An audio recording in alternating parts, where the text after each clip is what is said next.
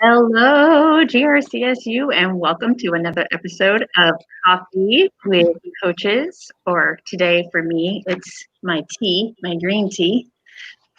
Today, we are going to be taking you through the NWEA Maps site. And our tour guide for today is going to be Al. Al, you want to take it away? Sure. Let's just jump right in here and get started. See if I can share my screen first.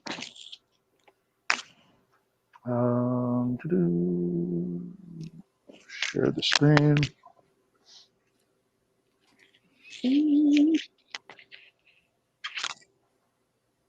All right. All right. So some of you may recognize this screen as the screen that you see when you first log into your map portal. I'm not going to go over logging in and all of that because we should, given where we're at in the testing cycle, we should all be there at this point. If you can't log in and have trouble logging in, there is a place, forgot password, you follow those instructions, it's fairly straightforward. So really what I want to do is just start out by looking at this home page that pops up. A lot of people, they just want to know how to get to their reports or how to set up a test or whatever, but they may skip through some of the useful information on this page. Right down here, there's this information center. And there's a number of different things that you can choose from in the information center. If you're looking for student resources, there's practice tests that you can go through. A K-2 test introduction video and a second grade test introduction video to help introduce your class to the test. Over here we have a support center. If I click on the quick references, it brings me to a page where there's a lot of information for teachers that could prove to be very useful depending what you're trying to do. For proctors of the test, we have the quick start guide. For proctors, we have testing tips. The full proctor guide is here. Teacher resources in the instructor role. There's a report summary page. There's the full report reference guide that's a 60-page PDF file that you can look through. Sometimes, and I thought this was interesting, sometimes we have teachers ask questions about what kind of questions are on these tests anyway, and how can I look at those? Well, right here under this RIT reference sample questions guide, I can pull up the references by standards. It brings me to a 42-page PDF file that is linked. And let's see how long it'll take to open. I hadn't planned this, but when you get into this guide, there's 38 pages of map growth and map growth K-2 with the reference charts. And if I want to know, say, for mathematics, what kinds of questions are we going to ask our math students about, say, number sense, I can click right on that page. And now under number sense, I have a definition of what they mean by number sense. I have a set of RIT score ranges and an example of a type of question that might be asked of a student on the test in that RIT score range. And as you scroll through, you can see it changes. Now we're looking at computation and problem solving. And again, you have those score ranges, algebraic concepts. And this guide is just full of those sorts of examples. So teachers could look at those examples as they're planning instruction to help their students get used to answering those types of questions.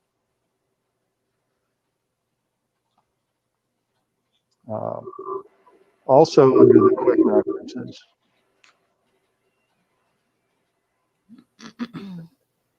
We have a link to this student data exercise. We have links to resources for team leaders, rostering, computer skills, different map skills. There's a world of things to explore here. I won't go too much further down that trail. I'll leave that up to people to explore on their own later.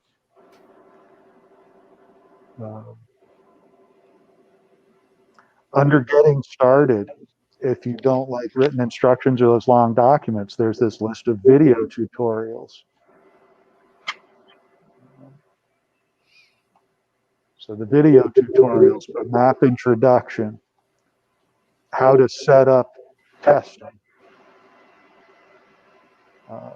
The Proctor Quick Start Guide is here again. Video instructions on how to interrupt and continue testing, how to do makeup testing. Videos that help you navigate through all of the different data reports, what they mean and how you can use them. All of these things are listed here.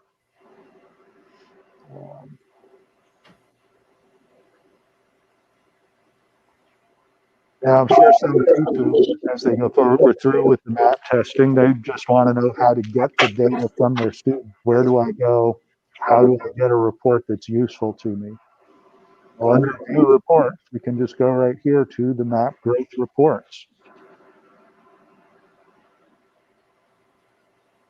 And there's all sorts of different ways to choose a report that's meaningful to you. One way that I have found that really works is under this filter, you can pick a level of reporting that you're looking for. If I'm a teacher, I may be looking for student level data or class level data. If I'm an administrator, I may be looking for school and district level data. What you'll notice is as I make a selection, it changes the reports that are available to me. Now there's still a long list of reports here, so there's a second filter. I click on what am I doing with that data. Maybe I want to use student test result details. I'll pick that option. Again, it changes the number of reports that are available to me. Maybe I want to monitor growth. Yeah, it changes those reports again. If I go back to all reports and I go to the student level, because I'm assuming that this is more for teachers than administrators at this point, I'm going to pick the student level data and I want to view student test result details. So now the reports there's 4 reports that they show as available for that. And you can get right into these individual reports very quickly from here.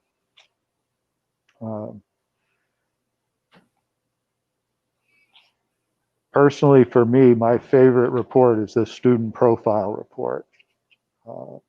And I'm going to click on a sample student profile report so that we don't have to blur anything out or edit this video later to hide student data. But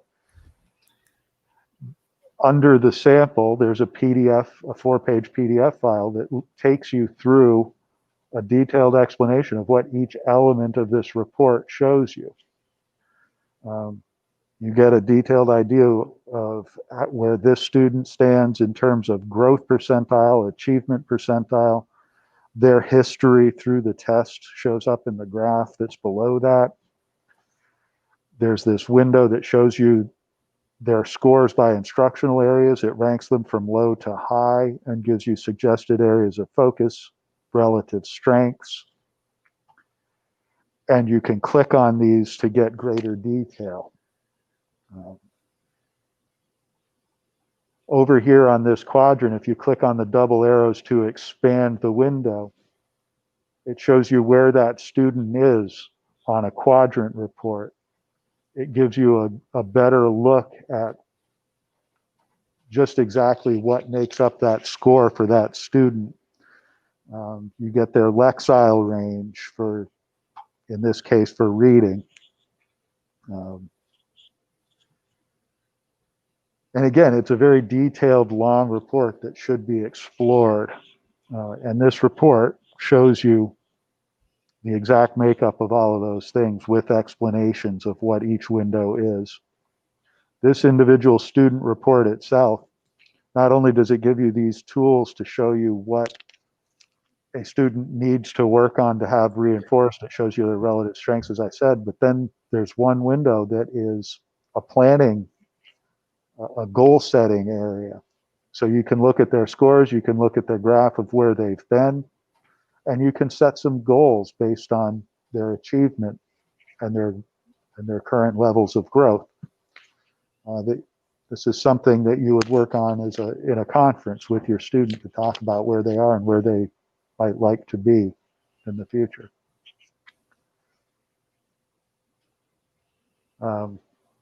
Other useful reports. Let's see.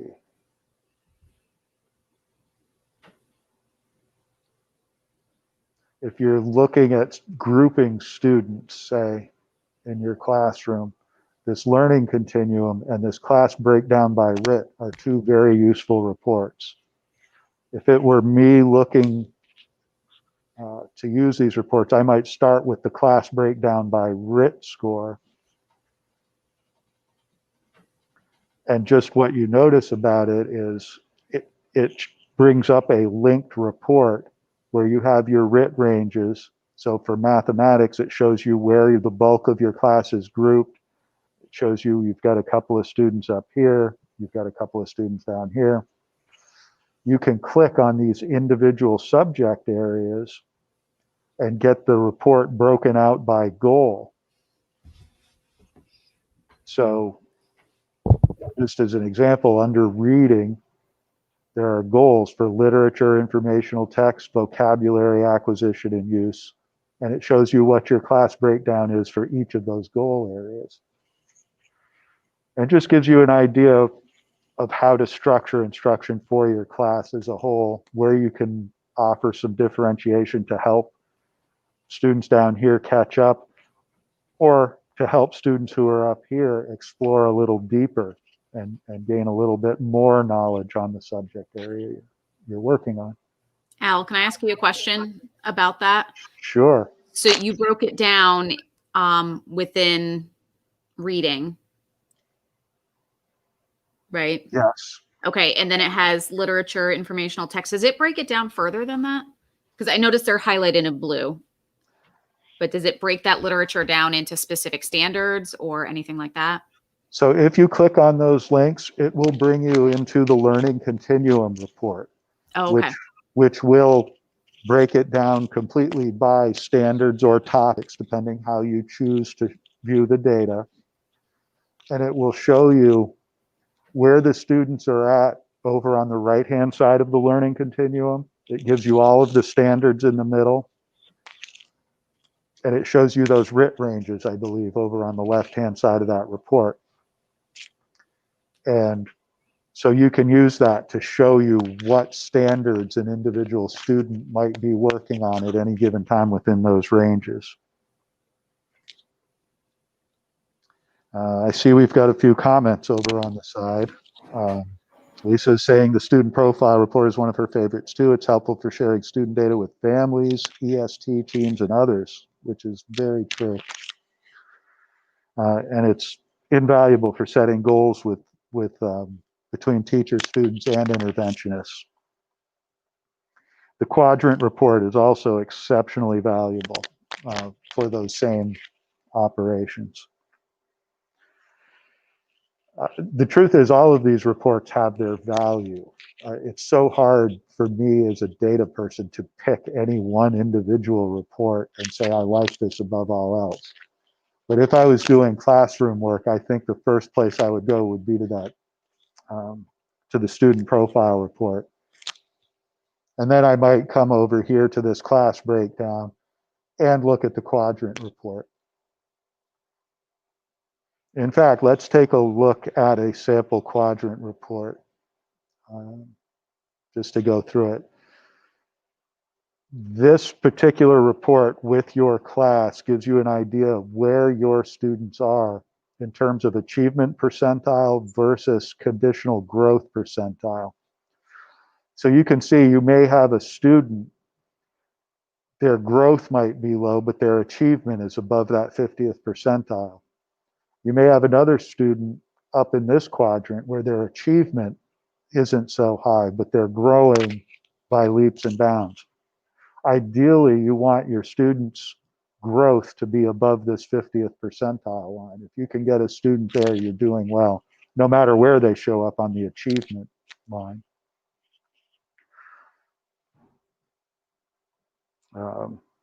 And yes, as Lisa says, it's more useful for mid-year and end-of-year benchmarks, primarily because at the first of the year, this growth percentile doesn't exist until you have at least 2 tests that you can compare to one another.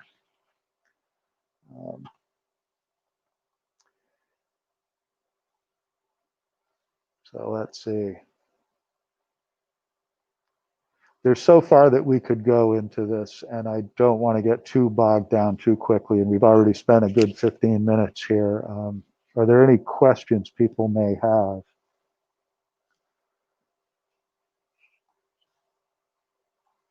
Not sure how many people we've got viewing us. Al, I know one of the questions that I'm asked quite a bit is when you're looking at that quadrant chart and your students fall in that bottom right-hand corner, what does that really mean? The bottom right-hand corner, so that's high achievement and low growth. To me, the biggest thing that I've been able to pull out of that is that you have a student who's very capable in terms of taking the test. They can score very well on the test itself in terms of achievement. Somewhere along the way, they've attained a lot of knowledge.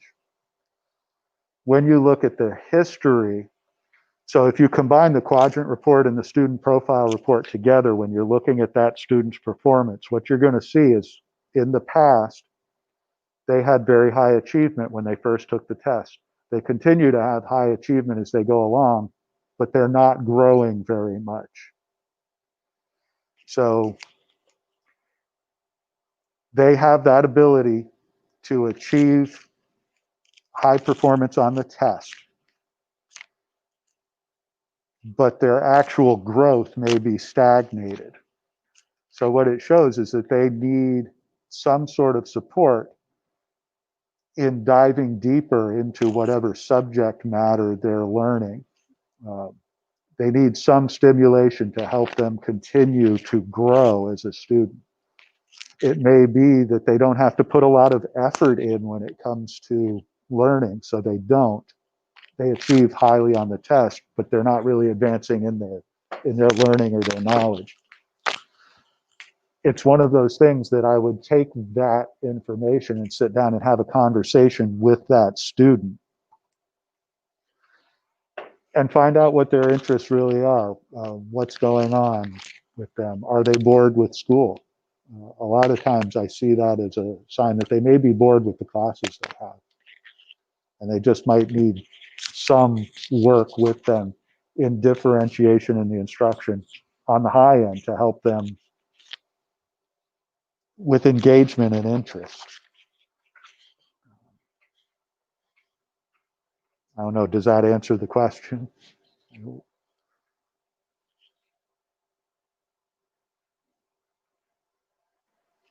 Yes, thank you.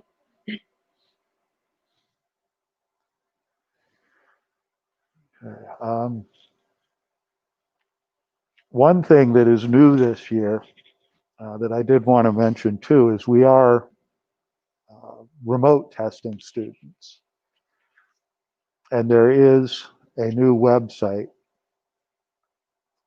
Again, if I look under the information over here, there are links that lead me to the new information. And they are in the process of rebuilding their website, so be patient with them a little bit. But they have a very nice set of links that help teachers and parents and students through the process of testing remotely. So this is a resource that can be used. I know we're already kind of after the fact with that, but I do know that Jenny was working today with a student who was at home testing. So we've still got a few tests to finish up, but there are resources here to help us through the remote testing cycle as well.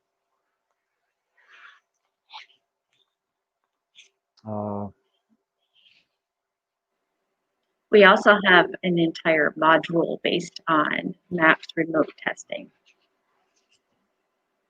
So maybe you don't have a remote student right now, but maybe come January you have remote students. So that would be a great resource. And I know that Corey's going to highlight that in our newsletter as well. Yeah. And one further piece of news. I know some of us were new to this test last year, and we did a lot of talking about normative data and the norms, and we compared ourselves against those norms. Well, new for this year, we've updated the norms, or the NWA folks have updated the norms. So there is now a new set of 2020 norms that we are measuring our growth and achievement against. So in some of the reports, you will see reference to the 2020 norms versus the 2015 norms.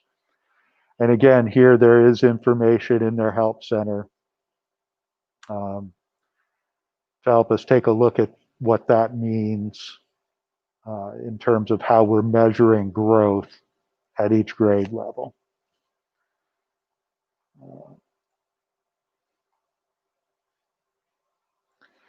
So with that, I think that pretty much wraps up my tour for now. I know there's probably more questions. There is so much buried within this website that can be explored. If you haven't done it, take some time to really go into depth, because there are learning communities within the NWEA. There are active chat sessions where teachers from across the country get in here and talk about test results and which reports they're using, why they're using them, how to do goal setting with students. All of that information is available in here. And they have a great wealth of information. I know I'm only scratching the surface here, but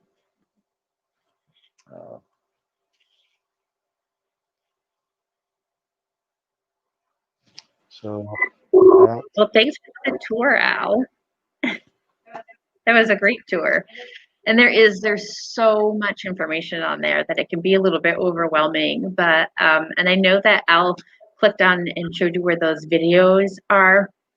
They are quick and easy, and they're not really boring like some videos are. They're actually, for the most part, pretty interesting and short. So check them out.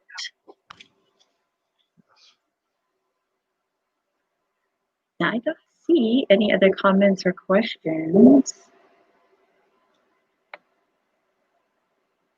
All right. Well, that wraps up another session of Coffee with Coaches. And we thank you all for watching, those that are watching live and those that come back and watch the recording later. And we will not see you next week. And be sure that you enjoy your day. And it's also a Wellness Wednesday day off. So take care of yourselves. Okay. Bye, everybody. Bye. Bye.